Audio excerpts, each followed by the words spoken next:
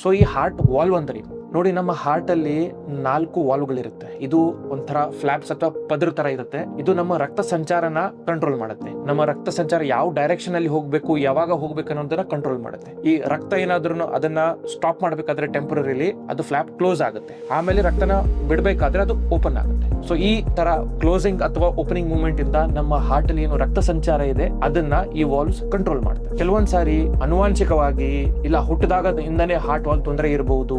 So ಯಾವ ತರದ heart valve problems ಆಗ್ಬಹುದು ಅಂದ್ರೆ ಕೆಲವೊಂದ್ ಸರಿ ವಾಲ್ವ್ ಚೋಕಿಂಗ್ ಆಗ್ಬಹುದು. ಅದರಿಂದಾಗಿ ಹಾರ್ಟ್ ಅಲ್ಲಿ ರಕ್ತ ಸಂಚಾರಣೆ ಇದೆ ಕಡಿಮೆ ಆಗುತ್ತೆ. ಕೆಲವೊಂದ್ ಸರಿ ವಾಲ್ವ್ ಅಲ್ಲಿ ಲೀಕೇಜ್ ಆಗ್ಬಹುದು. ಅಂದ್ರೆ ರಕ್ತನಾಳ ಏನು ವಾಲ್ವ್ ಕ್ಲೋಸ್ ಆಗ್ಬೇಕಾಗಿತ್ತು ಅದರಲ್ಲಿ ಲೀಕೇಜ್ ಸ್ಟಾರ್ಟ್ ಆಗ್ಬಿಡುತ್ತೆ. ಹಾರ್ಟ್ ವಾಲ್ವ್ ಏನಾದ್ರು ಡ್ಯಾಮೇಜ್ ಆದ್ರೆ ನಿಮ್ಗೆ ಬರೋ ಲಕ್ಷಣಗಳಿವೆ. ಸೊ ಈ ತರ ಹಾರ್ಟ್ ತೊಂದರೆ ಇದ್ರೆ ಎದೆನೋವು ಬರಬಹುದು. ಎಸ್ಪೆಷಲಿ ನಡೆದ್ರೆ ಎದೆನೋವು, ಸುಸ್ತು ಆಗೋದು, ಉಸಿರಾಟದ ತೊಂದರೆ ಅದು ಆಗ್ಬಹುದು. ಅಲ್ಲದೆ ಮೂರ್ಛೆ ಕೂಡ ಹೋಗ್ಬಿಟ್ಟು ಬೀಳಬಹುದು. ಸೊ ಈ ತರ ವಾಲ್ವ್ ತೊಂದರೆಗೆ ಏನ್ ಟ್ರೀಟ್ಮೆಂಟ್? ಸೊ ಜನರಲ್ ಆಗಿ ಈ ವಾಲ್ವ್ ಲೀಕೇಜ್ ಏನಾದ್ರು ಕಡಿಮೆ ಪ್ರಮಾಣದಲ್ಲಿದ್ರೆ ಅದನ್ನ ಮಾತ್ರೆಯಿಂದ ಟ್ರೀಟ್ಮೆಂಟ್ ಮಾಡಬಹುದು. ತುಂಬಾ ತೀವ್ರ ಪ್ರಮಾಣದಲ್ಲಿದ್ರೆ ಆ ವಾಲ್ವ್ ಅನ್ನ ಸರಿ ಮಾಡ್ಬೇಕಾಗುತ್ತೆ, ಇಲ್ಲ ರಿಪ್ಲೇಸ್ ಮಾಡ್ಬೇಕಾಗುತ್ತೆ. ಸೊ ಇದನ್ನ ಜನರಲಿ ಓಪನ್ ಹಾರ್ಟ್ ಸರ್ಜರಿಯಿಂದ ಮಾಡ್ತಾರೆ. ಬಟ್ ಏನಾದ್ರು ಪೇಷಂಟ್ ಸರ್ಜರಿಗೆ ಫಿಟ್ ಇಲ್ಲ ಅಂದ್ರೆ, ಇಲ್ಲ ಸುಮಾರು ವಯಸ್ಸಾಗಿದ್ರೆ ಅದನ್ನ ನಾವು ತೊಡೆದ ಸಣ್ಣ ರಕ್ತನಾಳದಿಂದನೂ ಕೂಡ ಕೀ ಹೋಲ್ ಸರ್ಜರಿ ಮುಖಾಂತರನು ಮಾಡಬಹುದು. ಇದಕ್ಕೆ ಪರ್ಕ್ಯುಟೇನಿಯಸ್ ವಾಲ್ವ್ ರಿಪ್ಲೇಸ್ಮೆಂಟ್ ಅಂತ ಹೇಳ್ತಾರೆ.